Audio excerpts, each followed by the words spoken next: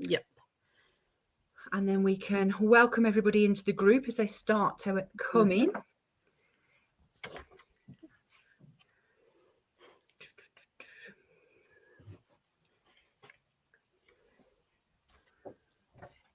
I make it 1 minute to. Ooh. Yep, so do I. Great. Okay. Well, I'll introduce you first and then I'll bring you in if that's okay. Yep. Yeah, it's fine. Nice to see you anyway, Tina. So, so people are starting to join, which is great. So welcome to day 2 of Operation Respond. Those of you that are here live, thank you for coming. Thank you for turning up live. There is a little thing of some football going on tonight. So you guys are doing me a massive favour getting me out of watching the football for the next hour. So I thank you all for that. But we're going to be going, we're going to obviously go for the next hour. I'm just going to go through a few bits and pieces as to how this session is going to work. Well done to anyone who's managed to either turn up last night at 7 o'clock or as during the last 24 hours had an opportunity to watch the replay of Jane Todd's wonderful masterclass from last night. Well, we're going to follow that tonight with a further wonderful masterclass from Tina. So we're going to be getting that started really soon. But I just want to run through a few bits and bobbins with you. Obviously, I hope you've been here before, but if you haven't, my name is Imogen Edmonds. I am the owner of Redwing Solutions, and we are the UK's largest HR consultancy that specialises in day nurseries, preschools and clubs. And as I've just been saying to Tina, we've been going 19 years in the summer, which is incredible. What I've done is have this daft idea that in a week in January in 2023, what we want to do is get everybody off to a flying start. So let's have Operation Respond. So I'm afraid, responsible for this madness. I hope you really enjoyed last night's masterclass, and I hope you've got lots of little learnings to take away. And as I said last night, the key thing is to use this, key action points template, if you like, that you can get in the file section of the Facebook group to jot down your takeaways over the next hour. You can use a pen and pad as well. That works as well. But, nice to have them all in one place in terms of it was this masterclass and this is what I'm going to implement. Because as I said last night, you don't get any bragging rights for turning up to the masterclass. Where the real difference is made is that the percentage of you that go away and either look at something or, put something in place or look to change something as a consequence of what you've learned. That's how we're going to really respond to 2023 rather than react. It's that learning from other people and actually implementing what we learn. So please, grab this if you can and make some notes this evening of what it is you're going to take away. So tonight I'm joined by Tina Hemming-Stevens. She's of THC, and she is the experienced owner manager on our group this week, who is going to be sharing her knowledge about how you manage your team in challenging times. And I think we all agree 2023 is going to be challenging. So being able to get some ideas for you to help in your settings, whether you be a day nursery, whether you be a club, whether you be a preschool. Tina, just as Jane did last night, she might talk to you, and her examples might be from nurseries because that's what she owns, but she's going to obviously be able to, if you want to, take away all these ideas into whatever setting you have. And I'll definitely have my pen out, and I don't run any of those. So it's going to be great to hear from Tina and to learn from Tina this evening. So without further ado, let's get started. If you've got any questions, you'll notice that during the presentation, Tina might ask you a question. She might ask you whether you agree with something, so you can type the word agree. She might ask you, if you disagree with something, so you can put the word disagree. There might be some interaction, but if you've got a question, if you want to know how to handle a particular scenario or what ideas Tina has for a particular situation or a particular question about management, pop it in the questions, and StreamYard need your permission to share your name, but it's always better if you do.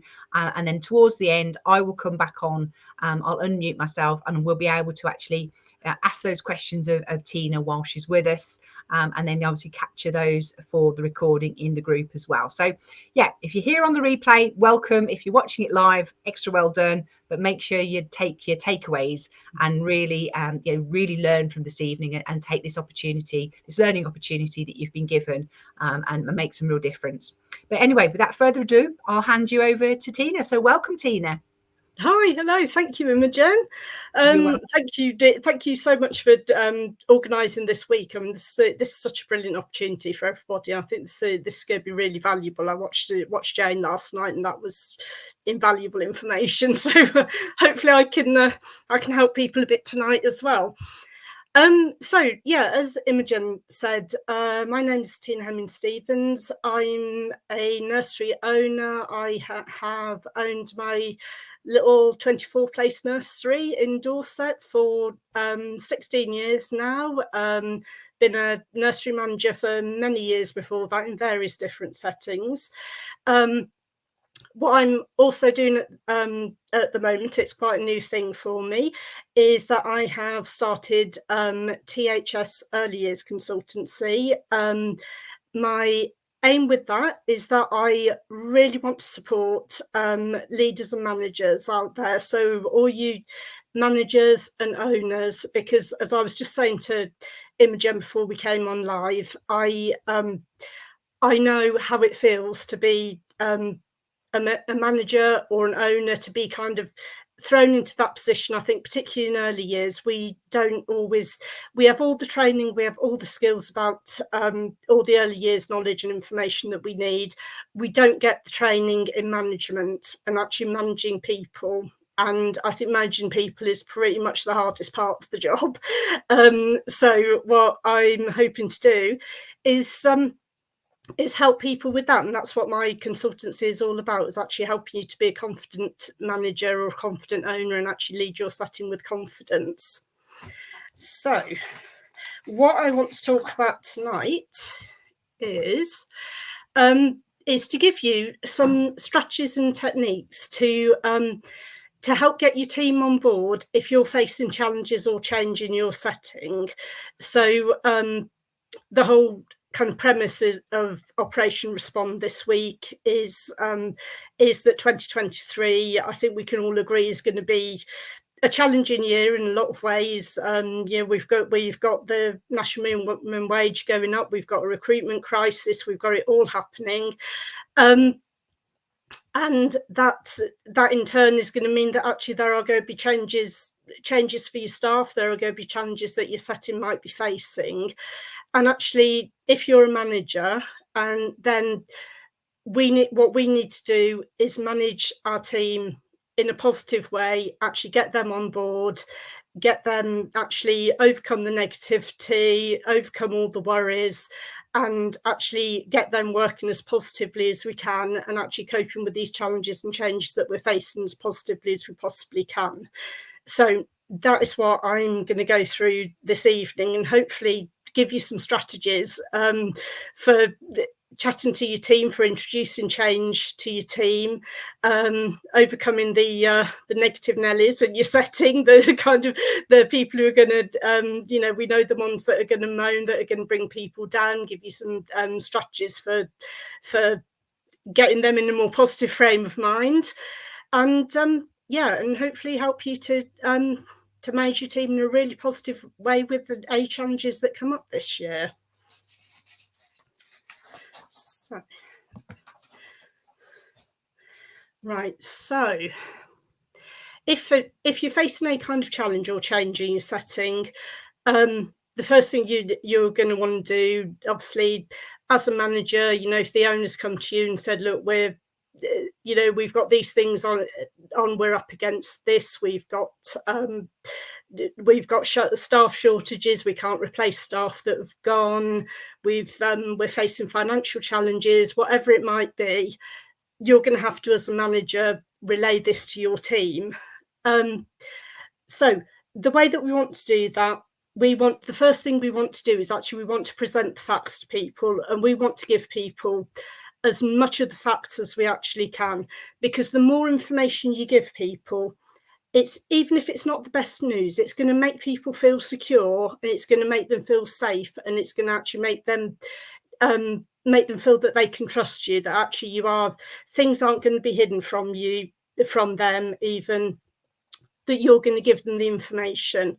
What it's also going to do, by you presenting the facts to your team, you're going to stop the rumour mill in its tracks, because we all know in the absence of information, people start talking, people start making up their own mind, people start getting their own ideas about what is or isn't going on. The next thing you know, this thing's like grown legs and taken over the whole setting, and actually it's not even true, and then people are panicking.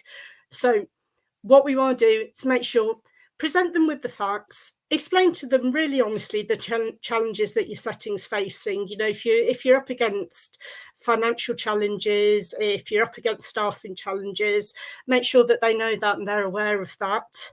And explain to them also what's being put in place to actually manage these challenges, what's being done. You know, if the owners are taking action, putting things in place to try and cope with these challenges and actually to make the situation better, then actually make sure that your staff know that and they know what's going on. And then we need to explain to your staff, actually, what's that mean in practical terms for them? This is going to be the thing that people want to know more than anything else. What does it mean for them? What does it mean on a day-to-day basis? You know, if will people's working hours change? You know, will there need to be changes in routine to cope with fewer staff? Just give them as much information as you can, so that actually we stop the rumours, we make them feel safe, and actually we make them feel confident in you as a manager, that actually you are going to help them, you're going to work with them, and actually we are going to get through this. So I love this quote. I love this. I love Simon Sinek. If you've never heard of Simon Sinek, I really, really, really recommend, if you're a manager or you're an owner, I really recommend you go and read some of his stuff or watch some of his TED Talks. He's fantastic. He's basically an expert in leadership and management. And this fabulous quote that he has, and he's done a whole TED Talk on this. He says, good leaders make people feel safe. And I think that's, in times of challenge, in times of change, this is what we need. We need our team to feel safe, to feel secure, to feel that actually, even if what we're conveying to them is not the best news, that actually we are on their side, we are working with them, and actually it is going to be okay. What Simon Sinek says is that people feel safe when people know the facts, even if it's not the best news. They feel safe when they know that people in power are being open and honest with them. So you as a manager, if you're as open and honest as you can, your team are going to feel that they can trust you, and they're going to feel a lot safer. They feel safe when they know what's going to happen next. They know what to expect. So again, we're being really, really honest with people. We're explaining what the challenges might be. We're explaining what the difficulties might be. And they know actually what to expect and what's going to happen. And the thing that also will make people feel really safe, and it will really work to bring people together as a team, the thing that really works is that if people feel that they have something that they can do, if we can give them something to do to actually help the situation, to help make the situation better, it stops them feeling powerless. Because I think when there's change going on, when they feel nice and secure and happy in their job and their role and their setting, it's the way it's always been, it hasn't changed. All of a sudden we're coming at them with change, or we're coming at them with potential challenges. If we can give them something to do, so that to a certain extent they can take ownership of it and they can actually actively do something about it, this stops them feeling powerless, and actually this makes them feel that actually it's okay, because we are going to do something, and we as a team are going to do something. So the way that we make them feel safe and not powerless is actually we involve them in creating an action plan. So when we are creating an action plan, the positive point to create an action plan, the first thing is that as I was just saying, people feel motivated and energized when they have something to do, when they can actually take action. So whatever challenge it is you're up against, what can your team actually do to take part ownership of this and actually feel that they are helping with the situation? You know, if you need to increase your income, if you need to get more children into the setting, you know, can they go out and deliver flyers? Can they put a poster in their car window for advertising? Something as simple as that will make them feel that actually this is not just something that's happening to them. This is something that we can do something about. You know, if we need to recruit more staff, can they share the job advert on their social media? You know, that there's all sorts of things that people can do in all these situations to help. And the more you involve your team, the less powerless they are going to feel and the safer they are going to feel. And actually, the more motivated they will feel, because they will feel that actually they can do something. They're actually part of it. It's going to promote the team spirit, because they will feel that they are part of something. They're all taking action together. We're all working together to solve this problem. And this will all make people feel a lot more positive. And there's a great saying, Nadia said it's just one of those cliches, I suppose, but people do say that if you don't give people something to do, they'll find something to do. And as a manager and owner, I have found that this is really, really true. They really will. Yeah. And it's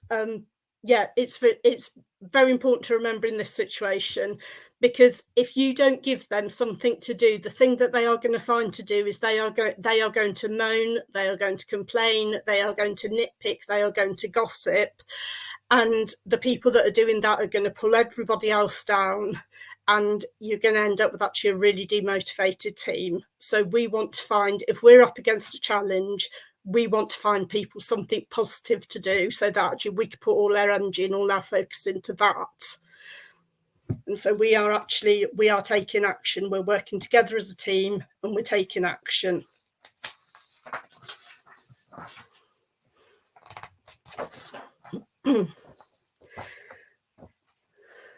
So what you very often find, as I say, is that people will, if they've got nothing to do, they will moan, they will complain, as we've just been saying. It starts to drag everybody down. It starts to demotivate everybody.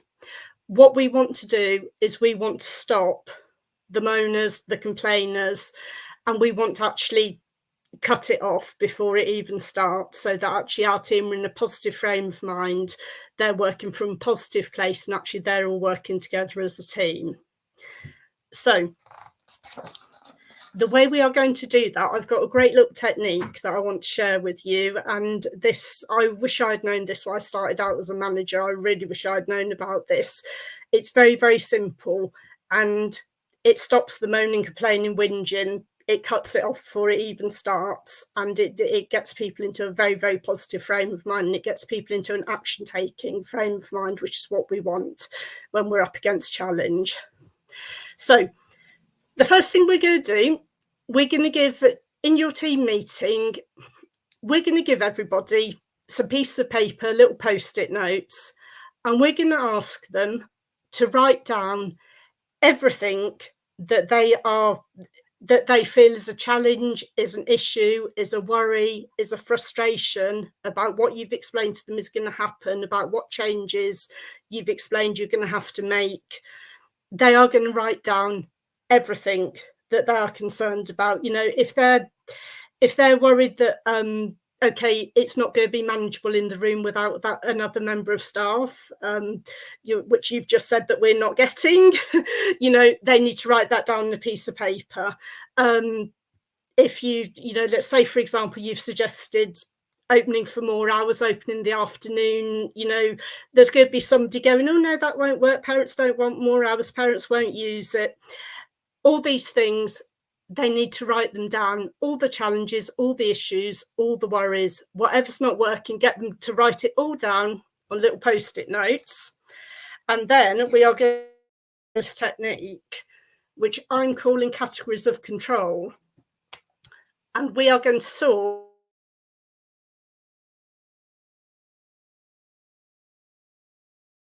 them into these various categories of control. So, and our categories are no control, some control, and in control. We like in control. In control is the best one. So, no control. No control also. No control as a manager. No control is a fabulous category, because this is where we stop the moaning and this is where we stop the complaining. Okay. So, if let's say, for example, you're in a situation, you're setting that a lot of us are in this recruitment crisis, where actually you need more staff, you can't get them, you've advertised everywhere, nobody's coming, or perhaps actually you're not even in a financial position to actually get that additional member of staff that you need. Your team, you can imagine, more than likely, if you're doing categories of control, they're going to write this down the post-it note: we need more staff, we can't manage, it's unmanageable, we need more staff. And the fact is, we're not getting them. So that is a great example of one that goes in the category, when we sort all these issues out, that goes in the category of no control, because actually that is out of everybody's control. We can't control when this magical member of staff's going to answer that job advert. If there's no money in the pot for another member of staff, we can't control that either. It can't be changed. There's nothing anybody can do about it. It's not something that actually anybody can make any better. So we need to leave it. We need to not get distracted by it. There is no point people moaning about it, saying, oh, yeah, no, we need more staff, we can't manage, we need more staff, it's not going to work, nothing works because we need more staff. It's out of our control. It's not something we can change. It's not something we can do anything about. We need to leave it, and we need to actually just move on. And what you'll find is this is actually a fantastic, when you've done the categories of control exercise and you've sorted all the little moans and worries and issues into their categories, when people start bringing it up again, and when people start dragging people down and getting demotivated, you can just say straight away as a manager, yeah, we've got no control over that. We sorted it out. We all agreed. We have no control about it. No point moaning about it. We have to move on. We have to leave it. And it does actually, it's a fabulous technique for actually cutting off the complaining and actually making people focus on something a bit more positive, something that actually we can do something about. So the next category we've got a category that we're going to call some control.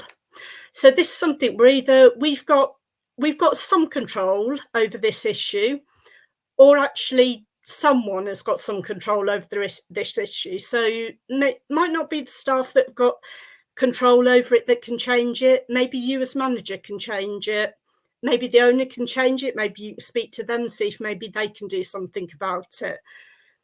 So good example of this, let's say actually you're facing, to cope with the financial constraints that actually I know a lot of us are coming under with the everything going up.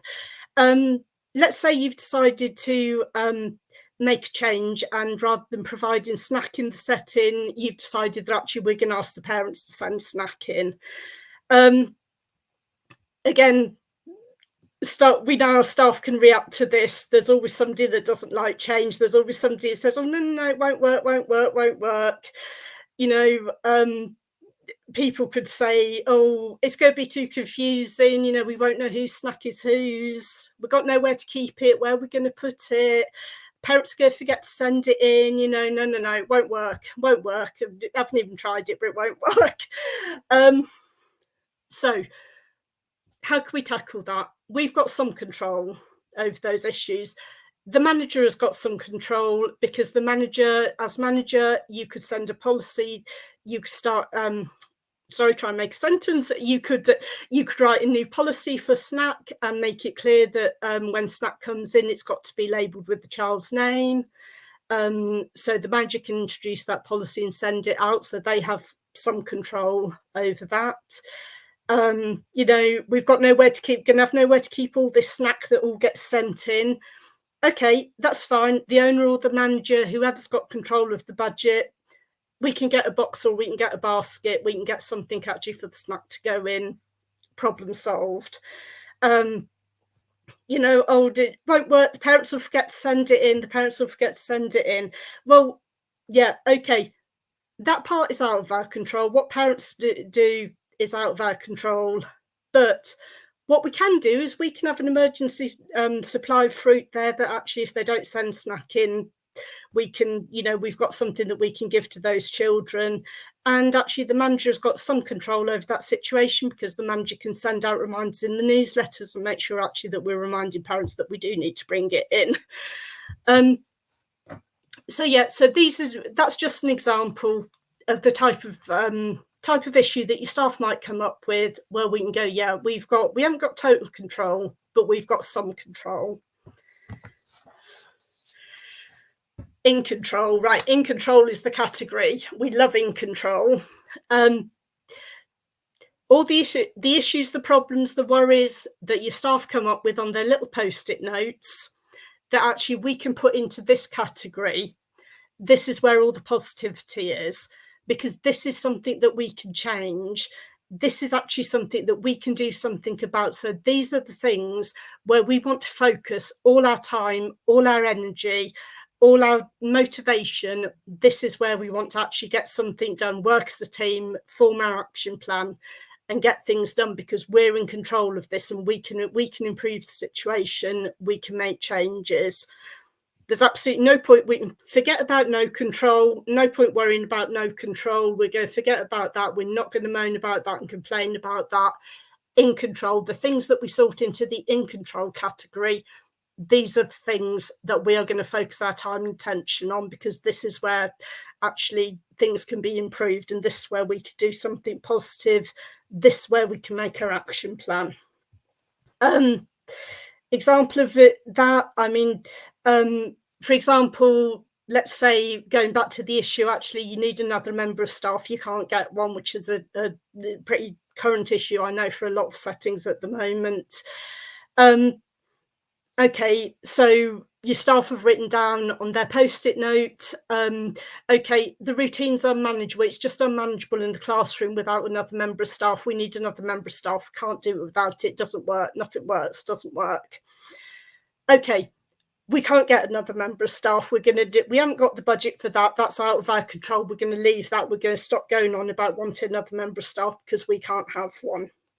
But what we can do is we are in control of the routine. We are in control of the routine of the session, the routine of the room. So what can we do there? What can we do within the staffing that we've got? What can we do to make it work? What changes can we make? How can we solve the problem? And this is where we make an action plan. So based on all these issues and all these worries and all these niggles that we've sorted into the in control category, this is where we make our action plan.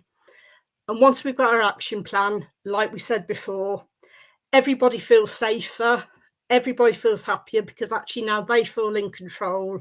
We don't feel powerless. There are a lot of things that actually we're in control of, that actually we can do something about, and we can work as a team together to actually make things better and make things work.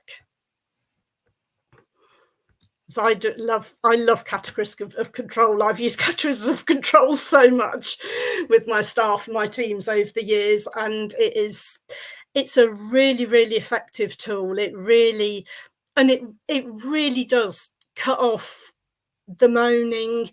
It cuts off the negativity, and it cuts off the people that will go on and on when you've answered it, you've said this is not happening, or this is happening, this is the way we're going to do it. The people that will go on and on, and no, it won't work. Yeah, we've sorted it. We're not in control of that bit. That is this is just what we are doing. and actually the bits that we are in control of, we've all agreed together as a team, this is what we're going to do, and this is how we're going to make it positive, and this is how we're going to make it work. So in terms of obviously when we're facing challenge and change in our setting, what you're going to want to do is you're going to need to support your team. Your team, you need to, once you've done your team meeting, once you've explained to people what the challenges are, once we've done our categories of control and we've made our action plan, we've decided, okay, this is what we as a team are going to do.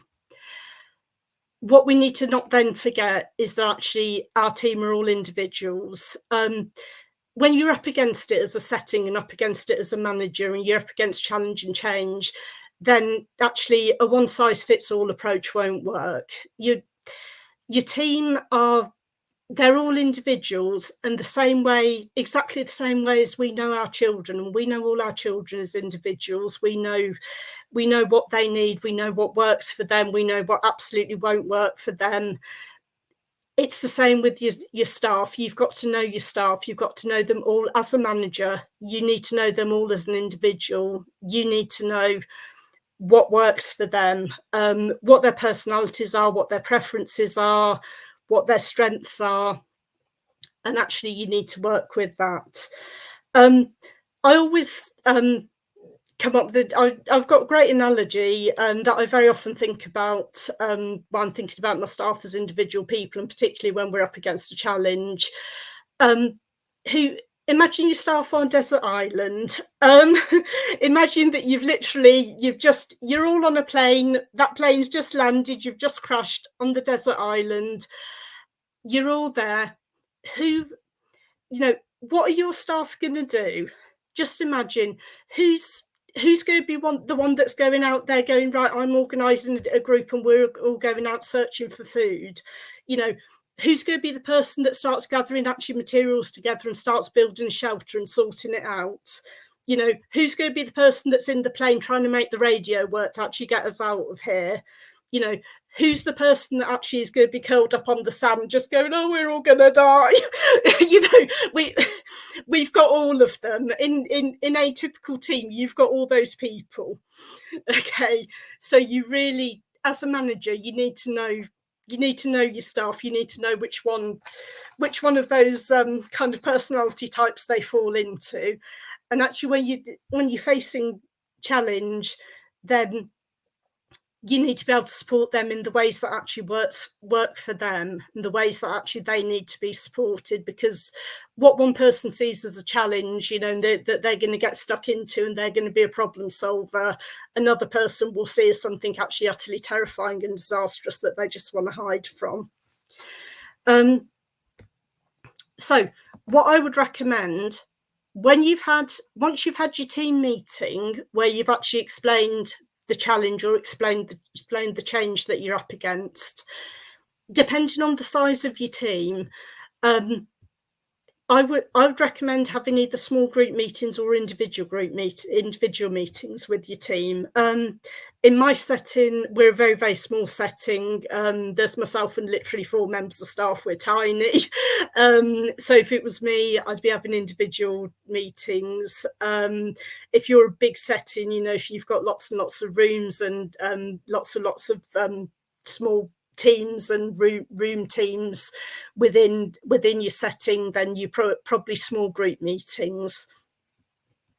And ask them all how they're feeling. It's asking people in a whole team meeting or a whole staff meeting, nobody's going to say anything, it doesn't work. So I would have the individual meetings or the small group meetings, so you can just have a more informal, more comfortable chat with everybody. And also they've had time to digest the information that you've given them, because depending what you've actually what you've had to inform them of, what change actually your setting's facing, if it's a big change, if it's a worrying change, if it's going to affect, for example, their working hours, if it's going to affect actually how many staff you keep on your team, if it's those really big issues, then people are going to be worried, and nobody in a whole team meeting is going to want to talk about that. So individual meetings, have a chat, ask them how they're feeling. And I would always use the questions well, always ask them, what questions do you have? And it's a subtle one, but it very often gets a better response than do you have any questions? If you ask people, do you have any questions, they're going to say no. They always say no. If you ask people, what questions do you have? It assumes that they're going to have questions, and that actually that's okay, and it makes them feel okay about having questions. So that's just a really subtle one. But I would always ask people, what questions do you have? Because you get a better response that way. Yeah, give them the opportunity, to discuss their worries, discuss their concerns, show them that actually you care about them, because we all, as managers, we all care about our teams. Show them that you do care, you are concerned, even if you've delivered pretty bad news, you're all in this together, and actually that they can trust you, because again, good leaders make people feel safe. So as far as we possibly can, we want to make people feel safe. Something else I would do as well within your setting, because whatever it is you're up against, you're going to need to try to keep the positivity up, try to keep the motivation up, try to keep people focused on that action plan and focused on actually doing whatever we can to resolve the issues and the challenges that we're facing. And a good tip for that, once you've thought about your team, you've thought about all the individual personalities, you've thought about the desert island, I would maybe have a little mix up the action takers and the problem solvers with actually people who are going to be worried, people who are going to be less confident, people who are likely to be a bit more tending towards negativity. Mix it up. If you can, put people, get people together, working together. If you're actually in a position where you can mix it up with your rooms without causing terrible problems, maybe mix it up, make sure that you've got some action takers and you've got some problem solvers in with the people that are maybe not so confident and not so positive. Because actually in this situation, when you're, as a manager, when you're up against challenge and change in your setting, then actually positive peer pressure is your friend. This is what we want. We want the people that have got the can-do attitude, and we want to spread the can-do attitude through the setting, so that actually ultimately people are thinking to themselves, yeah, this is going to be all right. We've got things that we can do. It will actually be okay.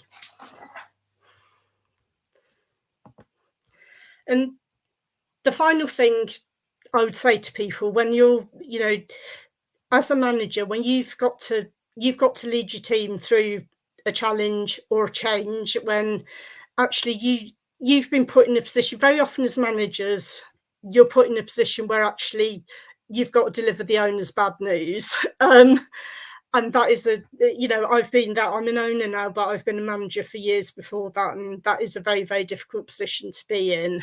And very often, actually, that that bad news, or that not so great news, very often that has an impact on you too. You're actually part of the team as well, and you're going to feel the impact of this actually the same as your staff are. So the big thing to remember is actually be kind to yourself. As managers, we beat ourselves up. We take responsibility for everything. We feel like the whole setting is on our shoulders. We feel like the happiness of our team is completely on our shoulders, and actually this is just entirely down to us, that everything's down to us. And I know a lot of managers feel that pressure, and I know I as a manager, and actually still as an owner, to be fair, I feel that pressure, and I put that pressure on myself every day, really. But just know that actually, don't beat yourself up about the situation. You are doing your best for your team, and you are doing the best for your setting. You haven't caused these problems. You're working hard to solve them. Your team can see. And even if your team are angry, upset, worried, expressing their anger to you. They do know that you haven't caused these problems, and they do know that you are doing your best and that you are actually trying to solve these problems. And the thing to remember with this, again, as managers, we get terribly, we feel the weight and responsibility of everything on our shoulders, and we feel very, very responsible very often for our team as individuals, for how they are, for how they feel. What you need to remember is actually other people's situations are not your responsibility. If there's changes and challenge happening in your setting that actually are going to affect maybe people's lives, maybe we've got to change people's working hours, maybe we've got to make some hard decisions about actually staff that we're keeping and staff maybe we're not able to keep. Their situations are, we can be, we can be concerned for them, we can be worried for them, but their situations are not actually your responsibility. And also, how other people feel is not your responsibility. You can't change how people feel. You can sympathise, you can do everything you can to help, you can reassure people, you can try to, as we've talked about, to make people feel safe, but ultimately you can't make anybody feel anything. So actually, how we need to kind of let it go to a certain extent as managers. You need to actually take that responsibility off your shoulders and know that actually, as long as you've done your best, you've done everything you can to be positive and to offer support and to share as we said, to share the facts and make sure that people are informed and that they're as motivated as you possibly can, then actually how other people feel beyond that is actually not your responsibility. So we really do as managers, I think, need to work sometimes on actually letting it go and just understanding that actually our staff are all adults, our staff team are all adults. They are ultimately, they will make decisions for themselves, and actually you're only in control of your own situation or your own feelings. So really you need to keep, as a manager, I think sometimes when we're in a hard place and actually we're facing hard challenges and hard decisions, we actually need to show all the care and concern and support for our team, but also actually make sure that you are all right, because if you're not all right, then actually you can't lead your setting, you can't support your team anymore. So just a bit of a reminder, really, to just, if you're up against a challenge, actually just be kind to yourself, really. So I hope that was helpful. If you enjoyed that, and if you found that helpful, and if you'd like to learn a little bit more about leadership and management, and actually some more of my little tricks and techniques and strategies that I've got up my sleeve for actually helping you to support your team, then actually you can find me. You've got all the information there, so you can find me on my website. So my website is thsearlyyears.sinclairo.com. I've got a free Facebook group that you can join. You're very welcome to come along and join that, and I've got lots of leadership and management tips in there. And also, something that I've got going at the moment is actually a little bit of promotion, a special offer on my membership. So my membership is Early Years Management Made Easy, which I hope sums up exactly what it's all about and exactly what I'm all about. I'm very much wanting to support managers, support owners that perhaps need to build their confidence and actually to feel that they can lead with confidence in their setting. So because as I said at the beginning, we very often in early years, we have all the early years knowledge, we have all the knowledge about actually the running a setting successfully, we have all the knowledge of the framework, but what we very often don't have is actually the management skills and the management training. And very often people find themselves in a management role and haven't necessarily got the management skills behind them to feel confident in that role. So this is very much what my membership's about, is actually giving you that confidence, giving you those skills, giving you those management skills, so that actually you can feel confident to lead your setting. So I've got an offer at the moment, which is a founder members offer. So there's still some spaces left for this. So the first 10 founder members that join my membership, I've got a few in there already, but the first 10 spaces I'm offering for £20 a month. Yeah, and I really hope, say if you found it this evening useful and you feel that actually you'd like to hear more of that, then actually if you pop on over to my membership and pop on over to the website and have a look at the membership, you might find actually that is for you, and that's something I can help you with. Brilliant. Thank you, Tina. That was fantastic. Lots of food for thought. Absolutely, lots of food for thought. Right. So, those of you that are on the live, what did you think? Give us some love. Is there anything you found that you heard that you're going to go, wow, need to have a think about using that in my setting? I know that one of you's got one comment from I promised I wouldn't share the comments, didn't I, Tina, whilst you were speaking? But where Daisy's mentioned that she's 100% going to use categories of control. I can see that the flip chart panels going up on the wall.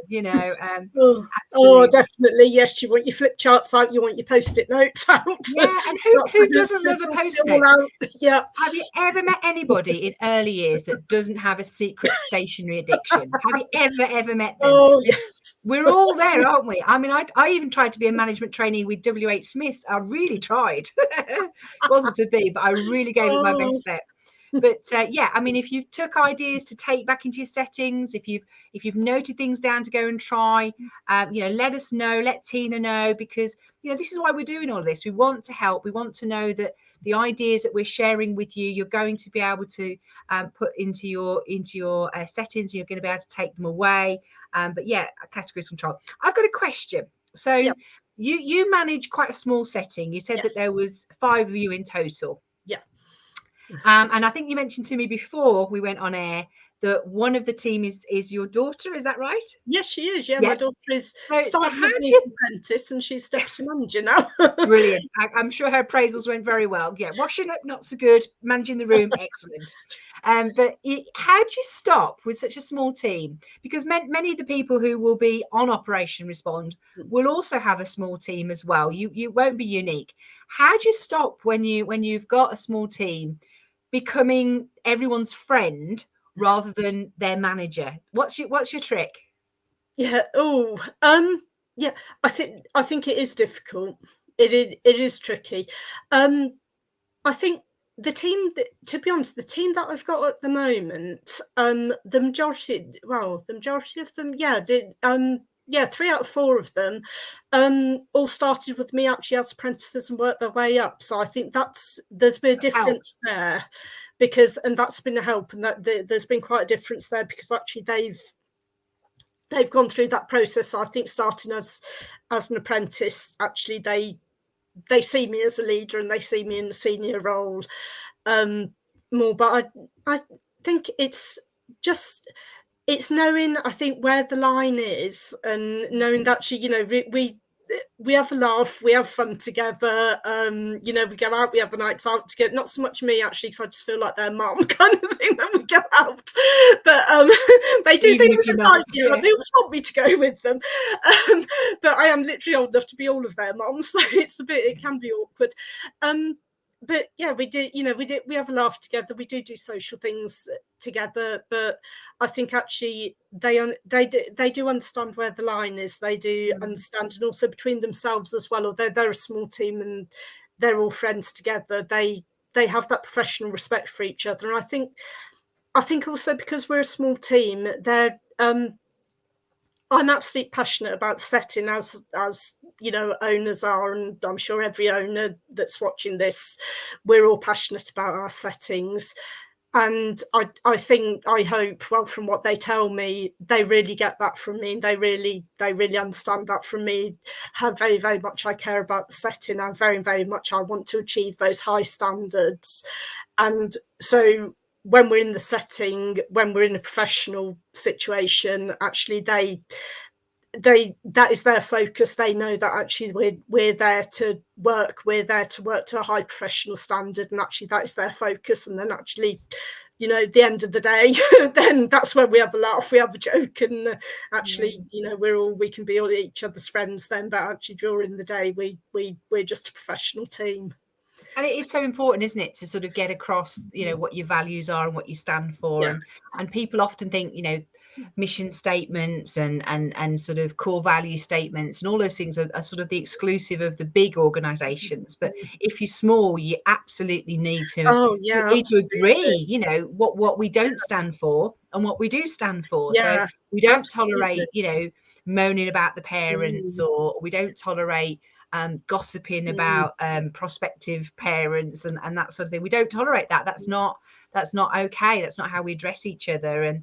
And you know, we wouldn't expect that here. And then you don't have to ever, if you set that sort of tone, you don't have to ever sort of, you know, have a conversation with somebody about what they've done, because you've agreed that up front. So I think sometimes when you're small, it's quite useful to be small, isn't it? Absolutely. And I think with that as well, small but nimble. It's very much as well, you know, as a manager, it's what you allow, you're going to get more of.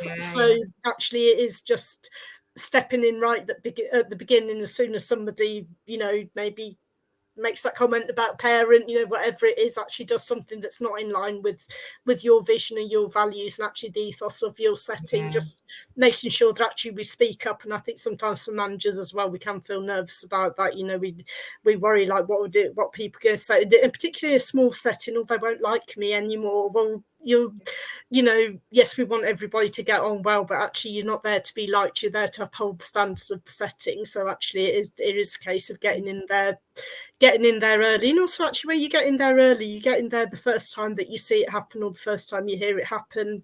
Very often it's just a quiet, gentle word and just a quiet reminder, and actually that solves the problem. Whereas if you let it go on and on, then actually it becomes an issue, and sometimes it becomes a disciplinary issue, which we don't want. No, exactly. I mean, you look at how, you know, if you were talking about obviously children earlier, but you look at how, you know, our parents would communicate to us. You know, my mum could just give me a look.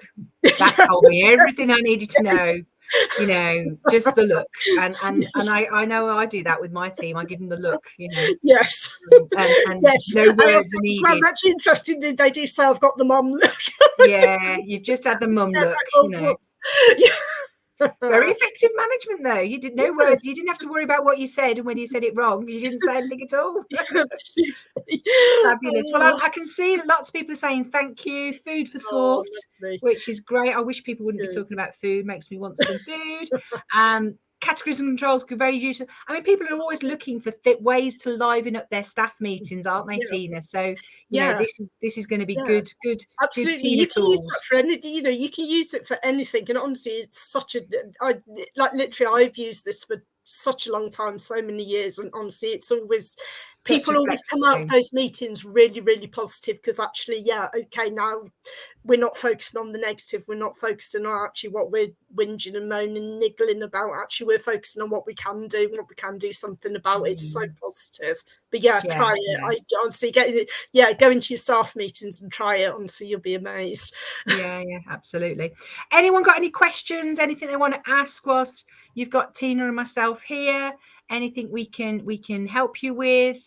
You know, are you managing a huge team and you've got, you know, questions about how that can happen, or like Tina, have you got a small team and you want to ask any questions?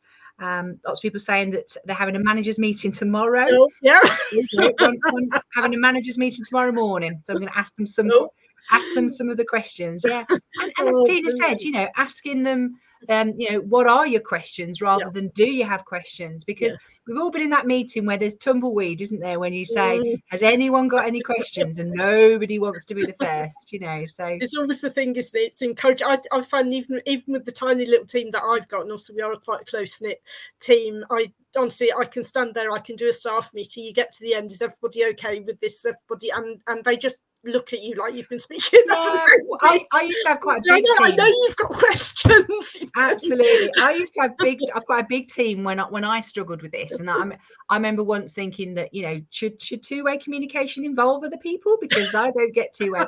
But one thing I found worked was to give everyone a piece of paper and a pen and get them to write their questions down. Yes. And then we put them on the hat, gave it, all of the theatrical stuff goes on, it gets a little bit of a shake, and then we pulled the questions out of the hat. That worked quite well, because people don't like speaking in front of other people. I found. I don't know if that's still a thing. Definitely not in my office, so don't worry about that. But back in the day, I found people didn't like to sort of hear their own voice in front of, say, 20 people in a staff meeting. So that was a barrier. But if it was written down and I was speaking, it wasn't such an issue. Yeah, I think that's a really, really good way to do it. It's very often. Yeah, those of you that have got big teams, try the everyone pop a question you've got on a piece of paper, and people do get worried as well that actually their questions are silly. So actually, if you're just pulling it out of the hat and we don't know who asked the question, then actually, people have a bit more confidence to ask it. Absolutely, and you can always plant questions that way. Yeah, I've been known to do that. Yeah, because we know what they really want to know the answer to. You can do that if you've got a piece of paper. You can plant questions. Yeah, absolutely. It's a good one. So, I'm going to be using that idea. Absolutely. Has everybody found that useful? Some tips on how to manage your team in challenging times. Chuck, if you're on the live, chuck us a heart if you found that useful. And if you're on the recording, chuck us a comment, chuck us to say that you are, on the replay, so that we know that you found it useful. And that's been great. And I'll say tomorrow, do share your slide with this information on that's in this last slide. So people want to get in touch with Tina, they know how to do so nice and easily. Right, brilliant. Well, I can't see any further questions, so we'll wrap up this evening. I'm glad to see lots of love hearts here, so lots of people finding it useful, which is great. So but thank you very much for your time this evening. Thank you for your expertise. Hope you have a quiet day in your setting tomorrow. Thank you, Jen, for organising this week. I think this is pleasure. Such a valuable resource for the sector. My pleasure. And as I say, I think even if we only make a difference to a few hundred people, then what a difference we've made. Better than sitting there and saying, "Woe is us." We've made a difference. Absolutely. So I'm really pleased that we've been able to do this. Excellent. Well, those of you that are hardy, I will see you on Wednesday. We've got Ben Rolfe tomorrow talking about marketing, and then Rebecca on Thursday, and then last but not least, because it's all about me, it's Friday with me. So we've got a few more days to go yet. But thank you so much, Tina. Thank you for your time. Thank you for your expertise. See you soon. Bye, everybody. Bye.